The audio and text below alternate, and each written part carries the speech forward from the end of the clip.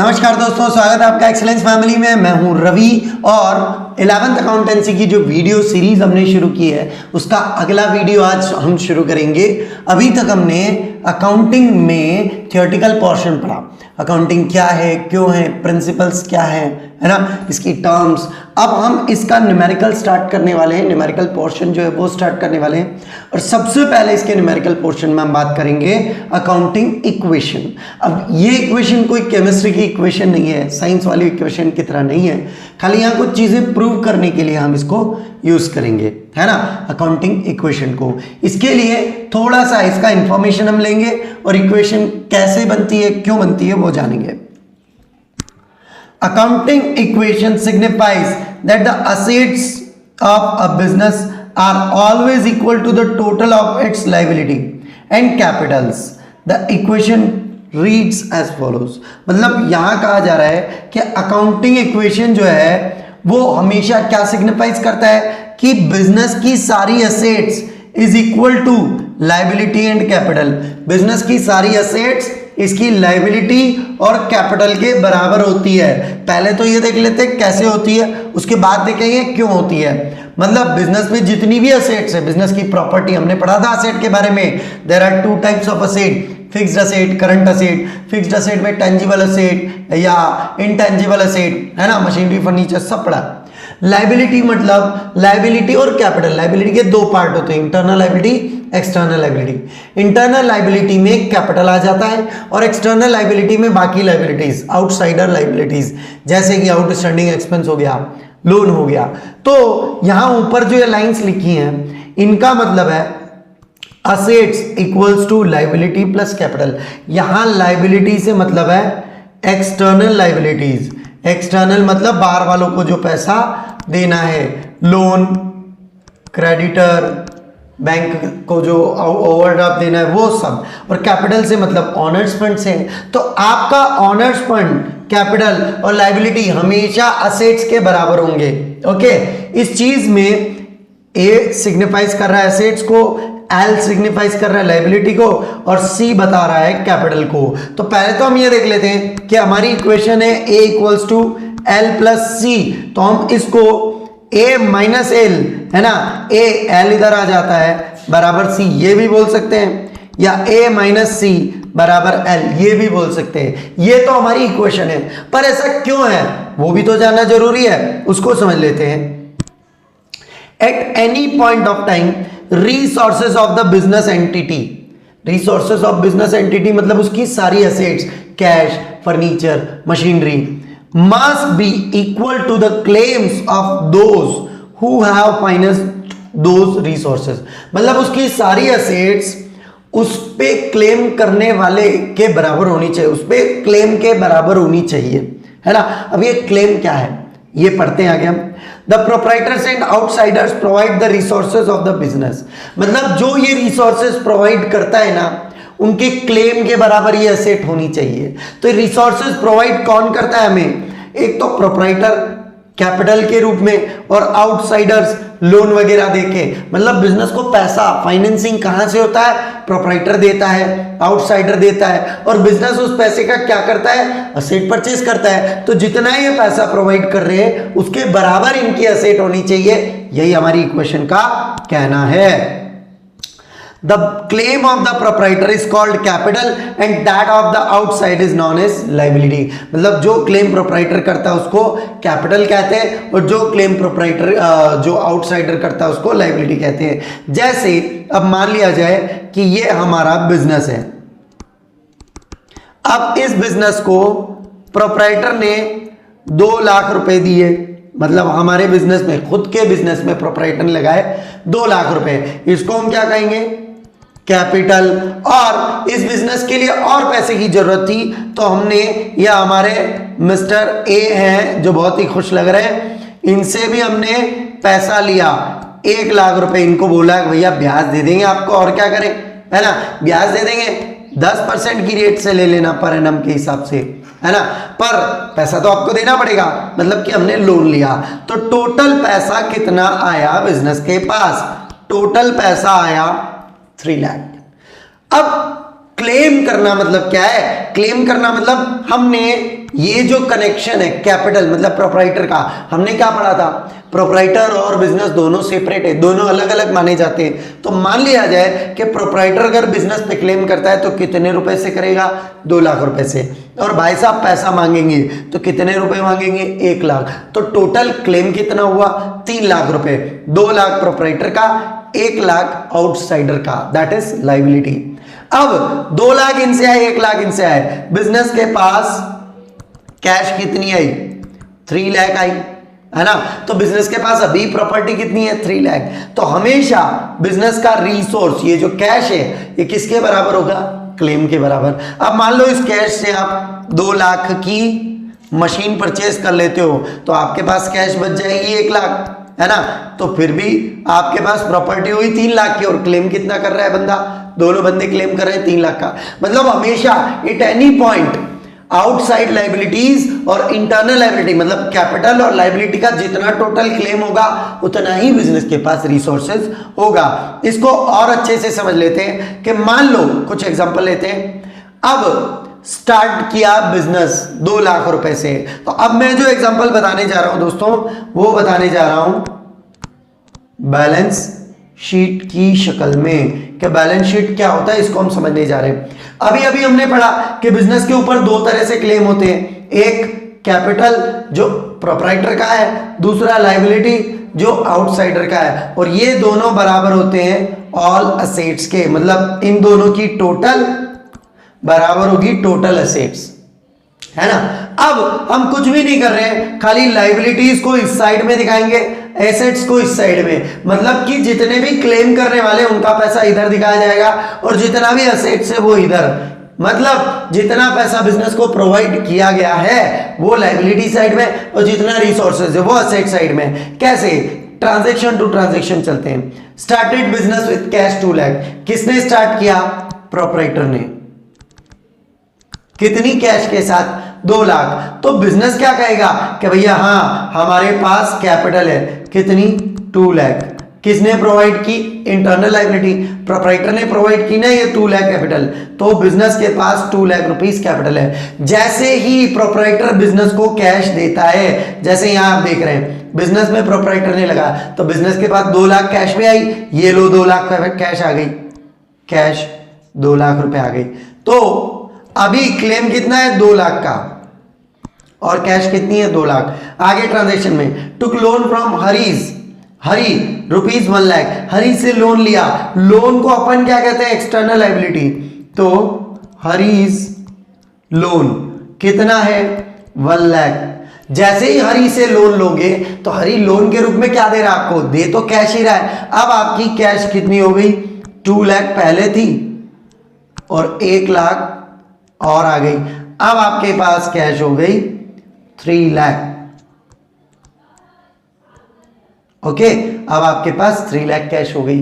तो जब भी अब इस पॉइंट पे देखते हैं, देखो टोटल क्लेम कितना? 2 लाख प्रोप्राइटर का, 1 लाख आउटसाइडर का। असेट कितनी है? 3 लाख। तो total claim equals to asset, यही होगा। तीसरे ट्रांजैक्शन में परचेज मशीनरी 1,50,000, मशीन परचेज कर ली 1,50,000 की। तो जैसे ही आप मशीन परचेज करोगे असेट्स में लिखाई जाएगी मशीनरी कितने की परचेज की? 1,50,000 की। सॉरी, मशीन परचेज करोगे आप तो ये रही मशीन 1,50,000 की। जैसे ही आप मशीन परचेज करोगे तो आपकी जो कैश थी 3 लाख, उसमें से भैया कैश जाएगी ना, क्योंकि कैश देकर मशीन परचेज करोगे। तो अब आपके पास पैसा कितना बच जाएगा? इसमें से 1,50,000 मशीन में चले गए, अब आपके पास बच गया 1,50,000। देखो टोटल एसेट कितनी आ रही है? 150 3 लाख और टोटल क्लेम कितना है? अभी भी 3 लाख। तो टोटल एसेट बराबर टोटल क्लेम।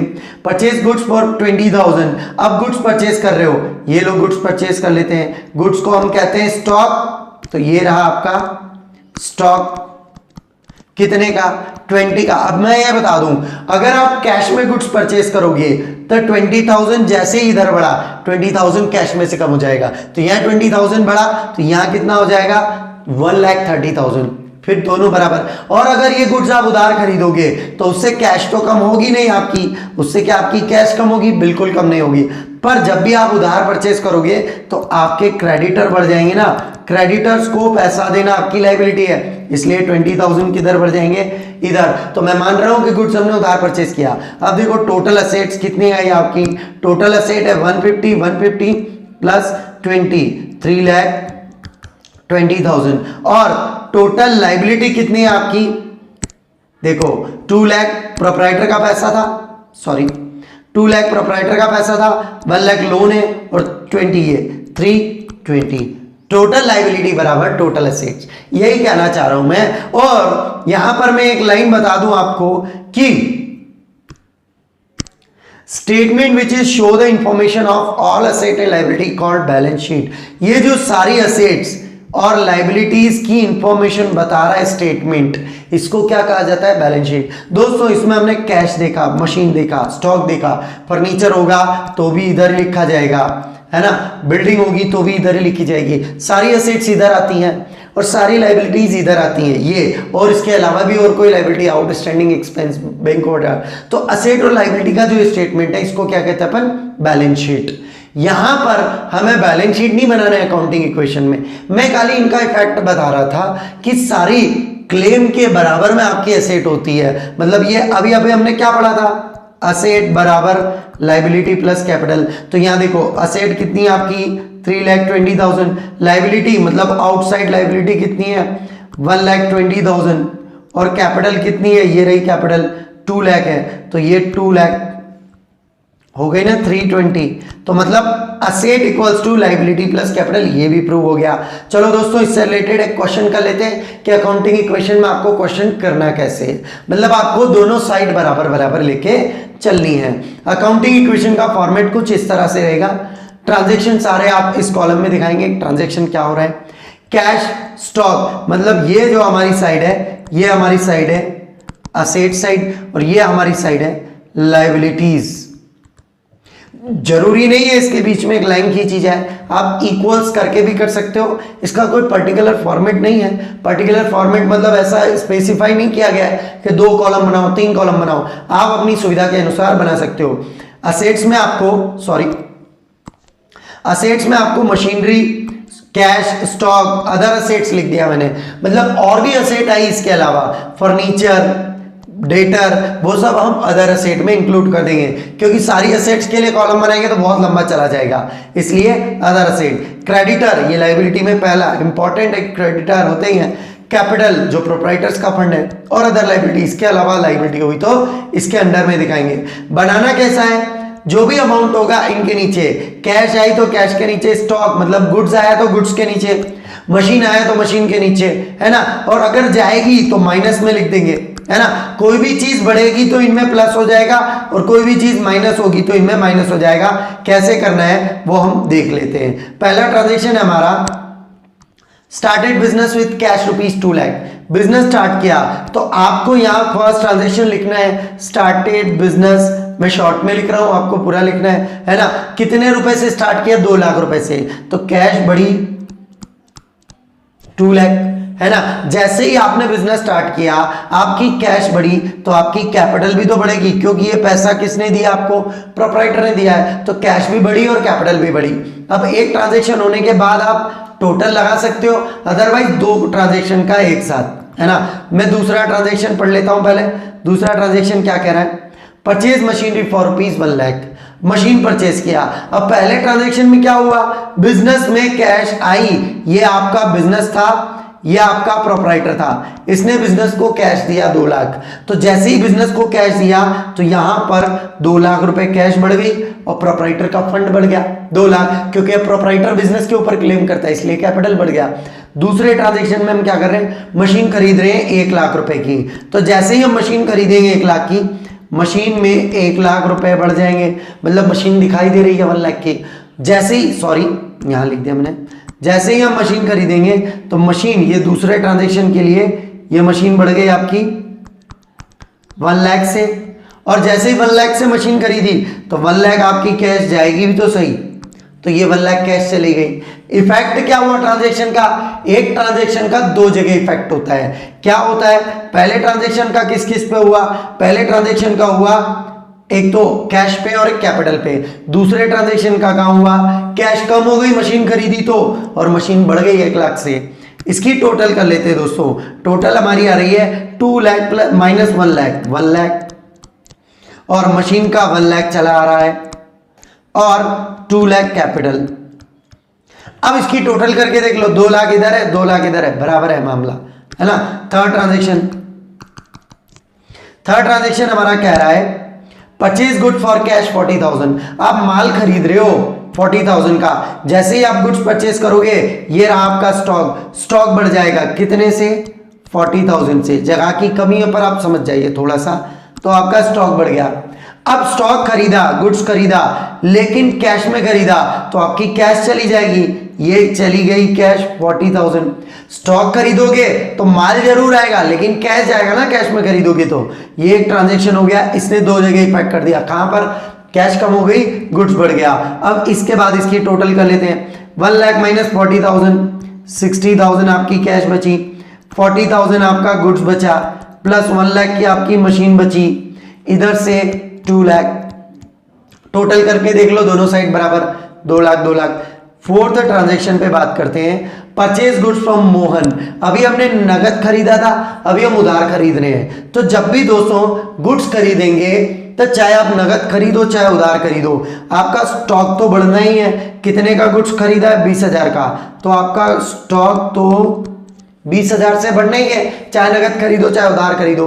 पर अब की बार कैश नहीं आपकी कम होगी, क्योंकि कैश थोड़ी जाएगी उधार खरीदोगी तो। क्या बढ़ेंगे? आपके क्रेडिटर्स। दोस्तों क्रेडिटर कौन होते हैं? जिनको हमें पैसा देना है। तो जैसे ही आप गुड्स परचेज करोगे उधार, आपको पैसा देना है। कितना पैसा देना है आपको? 20,000। तो आपके क्रेडिटर बढ़ गए 20,000 से। ओके, अब आप यहां पर टोटल कर लीजिए, ये टोटल कर लेते हैं। कितनी टोटल? कैश पे फर्क ही नहीं पड़ा, तो 60,000 एज इट इज। स्टॉक पहले 40 का था, आप 20 और आ गए, स्टॉक हो गया आपका 60। इसके साथ मशीन आपने खरीदी थी, मशीन वहां की वही है, 20,000 आपके क्रेडिटर हो गए हैं, और 2 लाख। अब दोस्तों इस पॉइंट पे टोटल करो, 2 लाख आपका लाइबिलिटी साइड का टोटल आ रहा है। ये देखो 2 लाख और 20,000, सॉरी 2,20,000। इधर का टोटल कितना रहा है? 60 120 और 1 लाख 120 220। तो कहीं भी आप टोटल करें, किसी भी पॉइंट पर लाइबिलिटी इक्वल्स टू असेट आएगा ही। फिफ्थ पॉइंट की बात करें तो वो कह रहा है सोल्ड गुड्स फॉर 50,000 कॉस्टिंग 40,000। 50,000 में गुड्स सेल किया, 40,000 का, यहां बहुत जरूरी बात है समझने को, 50,000 में बेचा, 40,000 का था, कितने का? 40 का। बेचा कितने में? 50 में। तो देखो सोल्ड गुड्स किया, तो कॉस्टिंग कितनी है गुड्स की? 40 की। आपके पास से कितने का जा रहा है? 40,000 का जा रहा है भैया, तो गुड्स कम हो गया आपसे 40,000 का, लेकिन कितने में बेच रहे हो? 50 में। तो कैश कितनी बढ़ेगी? 50,000 कैश बढ़ेगी। देखो 40 कम हो रहा है, 50 बढ़ रहा है, मतलब 10 का एक्स्ट्रा इफेक्ट आ रहा है। पर ये भी तो देखो 40,000 का माल गया, 50 में बेचा, 10 का प्रॉफिट हुआ कि नहीं हुआ? अब प्रॉफिट के लिए तो कॉलम ही नहीं बनाया, है ना, क्योंकि प्रॉफिट के लिए कोई कॉलम नहीं है यहाँ पर। अब आप ये जान लीजिए कि बिजनेस में होने वाले सारे प्रॉफिट किसके? बिजनेस में होने वाले सारे प्रॉफिट प्रोपराइटर के, है ना। तो किसको दे देंगे हम ये 10,000 प्रॉफिट? प्रोपराइटर को। और प्रोपराइटर का पैसा कहाँ दिखाई दे रहा है? कैपिटल में। तो जितने भी बिजनेस में प्रॉफिट होंगे वो सब कहाँ जोड़ देंगे अपन? कैपिटल में जोड़ देंगे। और जितने भी लॉस होंगे वो कहाँ से घटा देंगे? कैपिटल से, क्योंकि सारा प्रॉफिट रहेगा तो प्रोपराइटर का, सारा लॉस रहेगा तो प्रोपराइटर का। उसी तरह से एक्सपेंसेस, जितने भी एक्सपेंस होते हैं वो आपके प्रॉफिट को कम करते हैं, तो प्रॉफिट को कम करेंगे तो कैपिटल को भी कम कर देंगे। तो जितने भी एक्सपेंस होंगे वो भी कैपिटल से माइनस, और जितनी भी इनकम होगी वो कैपिटल में हम प्लस कर देंगे। तो ये हो गया हमारा ट्रांजैक्शन। हमने क्या किया? गुड्स सेल किया। गुड्स सेल करने के बाद अब यहां देखिए आपके पास कैश हो गई है 1,10,000। गुड्स जो 60 का था 40 का चला गया है, अब बचा है आपके पास गुड्स 20 का। मशीन 1 लाख की चली आ रही है, क्रेडिटर्स को अभी कोई पेमेंट नहीं किया है, और कैपिटल भैया कैपिटल हो गई अब आपकी 2,10,000 रुपए की। ओके, अगले ट्रांजेक्शन पे चलते हैं। अगला ट्रांजेक्शन कह रहा है आपका paid rent to Rakesh 5,000। Rakesh को रेंट पे किया। अब भैया राकेश को करो, सुरेश को करो, किसी को भी करो, आप रेंट पे कर रहे हो। जैसे ही आप रेंट पे करोगे, कितना रेंट पे कर रहे हो? 5,000। पेड रेंट लिखा है तो 5,000 तो आपकी कैश चली जाएगी। जो भी माइनस का आइटम है उसको ब्रैकेट में दिखा दो तो ज्यादा कन्वीनियंट रहेगा। जैसे ही आपने रेंट पे किया तो कैश चली गई 5,000। रेंट आपके लिए एक्सपेंस है, एक्सपेंस है इसलिए कैपिटल में से भी माइनस हो जाना चाहिए। तो जैसे ही आप रेंट पे कर रहे हो आपकी कैश चली जाएगी और एक्सपेंस है इसलिए कैपिटल भी माइनस हो जाएगी। इसका इफेक्ट भी दो जगह हो गया, एक जगह एसेट में कैश गई और एक जगह लायबिलिटी में कैपिटल कम हो गई। क्यों कैपिटल कम हो गई? क्योंकि भैया जितने भी खर्चे हैं आपके खर्चे बिजनेस में आपके प्रॉफिट को कम करेंगे और प्रॉफिट को कम करेंगे तो प्रोप्राइटर को देना है वो प्रॉफिट, तो कम प्रॉफिट उसके पास जाएगा, मतलब कि कैपिटल में भी कम जुड़ेगा। तो फाइनली ये समझ लीजिए कि जब प्रॉफिट उसका है तो खर्चे भी उसको भरने पड़ेंगे, तो इसलिए सारे एक्सपेंसेस कैपिटल में से माइनस हो जाएंगे। अब कितना बचा दोस्तों, यहां देख लेते हैं अपन। 110 माइनस 5 तो ये बचेगा 1,05,000। स्टॉक में चला रहा है 20, स्टॉक में 20, मशीन हमारी 1 लाख की है, अदर एसेट में कुछ भी नहीं है। क्रेडिटर में 20 है और कैपिटल में 210 माइनस 5 2,05,000 हो गया। ओके, अब आगे बढ़ाते हैं अपने क्वेश्चन को अगले ट्रांजेक्शन पे। रिसीव्ड इंटरेस्ट ₹2,000, इंटरेस्ट रिसीव हुआ। इंटरेस्ट जब भी रिसीव होगा तो यहाँ रिसीव लिखा है। सबसे पहली बात तो रिसीव मतलब प्राप्त होना। क्या प्राप्त होना? पैसा प्राप्त हो रहा है, आपको पैसा मिल रहा है तो कैश रिसीव हो रही है। 2,000 इंटरेस्ट मिलेगा। अब भैया एक बात बताओ मुझे, इंटरेस्ट कभी किसी ने देखा है क्या? सैलरी किसी ने देखी है क्या? आप बोल रहे हो मुझे इंटरेस्ट मिला, मैंने बताया बोला कहाँ है भैया इंटरेस्ट, कैसा दिखता है बताओ? इंटरेस्ट के रूप में आपको क्या मिलता है? कैश मिलता है। इसलिए जब भी आपको कोई नॉमिनल चीज मिलती है, नॉमिनल मतलब कि इंटरेस्ट जो कोई अस्तित्व तो नहीं है, खाली मिल रहा है ना, तो ये आपकी इनकम है। इनकम के रूप में आपको क्या मिल रहा है? कैश मिल रहा है। और जैसे ही इंटरेस्ट मिला, इंटरेस्ट हो मिलना आपके लिए इनकम है, तो जब एक्सपेंस माइनस किए थे कैपिटल में से तो इनकम को प्लस करना पड़ेगा, तो ये इनकम को हमने प्लस कर दिया। 1,07,000 आपकी कैश हो गई। स्टॉक हो गया आपका 20,000, मशीन हो गई आपकी 1 लाख और क्रेडिटर हो गए आपके 20,000 और कैपिटल हो गई आपकी 2,07,000। ओके, अब एक और ट्रांजेक्शन हमारा withdraw cash for personal use. Personal use के लिए कैश विड्रॉ की 500 रुपए। तो पर्सनल यूज के लिए विड्रॉ किया तो भैया के पहली बात तो ये कि कैश बिजनेस से विड्रॉ कर रहे हैं हम, ये बिजनेस, ये प्रोप्राइटर बिजनेस से विड्रॉ कर रहा है 500 रुपए। तो कैश विड्रॉ कर रहा है तो बिजनेस से तो कैश जा रही है, बिजनेस से कैश जा रही है तो कैश हम बिजनेस की कम कर लेते हैं। ये कम कर ली 500 रुपए। किसके नाम से जा रही है? प्रोप्राइटर के नाम से। तो प्रोप्राइटर बिजनेस के ऊपर कितने का क्लेम कर रहा है भाई? 2,07,000 का।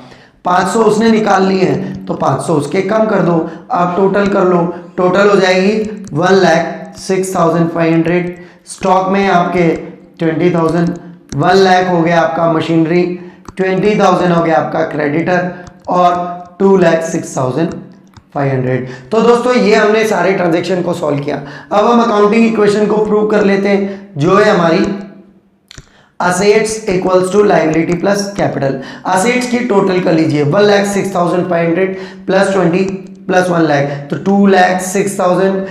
टोटल असेट आ रही है 2,26,500। लायबिलिटी कितनी है? इसको हम लायबिलिटी कहेंगे क्योंकि क्रेडिटर, लायबिलिटी के नाम पे हमारे अदर लायबिलिटी और क्रेडिटर है, तो यही हमारी टोटल लायबिलिटी है और बाकी तो कैपिटल है। तो लायबिलिटी हमारे 20,000 और कैपिटल कितनी हमारी 2,06,500। इस तरह से 2,26,500 इधर आ रहा है और इधर की टोटल हो जाएगी 2,26,500। ये आपकी इक्वेशन बराबर ये सॉल्व हो गया मामला। तो ध्यान क्या रखना है हमें कि हर स्टेप में किसी भी पॉइंट में दोनों साइड पे बराबर इफेक्ट होगा, दोनों की टोटल बराबर। जैसा हमने शुरुआत में पढ़ा कि जितना भी बिजनेस के ऊपर क्लेम है उतनी ही प्रॉपर्टी होगी, ये जितनी भी एसेट दिखाई दे रही है और ये लायबिलिटी है ये बराबर। तो ये हमारा फर्स्ट टॉपिक है न्यूमेरिकल का, है ना। तो दोस्तों इससे रिलेटेड कोई भी ट्रांजैक्शन अगर आपको उसकी अकाउंटिंग इक्वेशन बनाना नहीं आ रही है तो कमेंट बॉक्स में आप मुझे भेज सकते हैं, उसको अपन सॉल्व करेंगे। मैं आपको उसको रीजन के साथ बताऊंगा कि ये प्लस हो रहा है किस चीज़ में, माइनस हो रहा है किस चीज़ में और क्यों हो रहा है, रीजन के साथ हम डिस्कस करेंगे। तो उम्मीद करता हूं कि ये वीडियो आपको पसंद आया होगा। प्लीज़ इस वीडियो को लाइक कीजिए, शेयर कीजिए और सब्सक्राइब कीजिए हमारे चैनल को। बहुत बहुत धन्यवाद।